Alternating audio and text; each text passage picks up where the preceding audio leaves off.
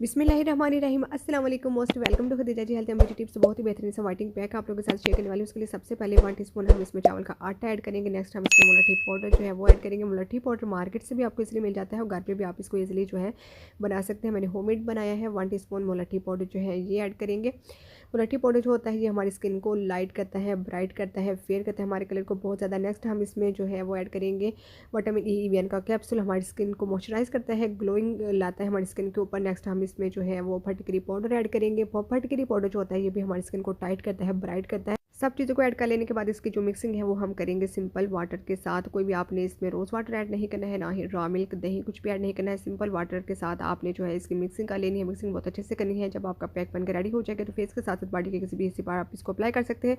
Apply करने के बाद 20 to 25 मिनट तक आपने इसको लगा रहने देना है और उसके बाद आपने हल्की हल्की से इसकी मसाज करके इसको रिमूव कर देना है। बहुत अच्छे आपको इसके रिजल्ट मिलेंगे। ज़रूर अप्लाई कीजिएगा, फीडबैक दीजिएगा। अल्लाह हाफिज़।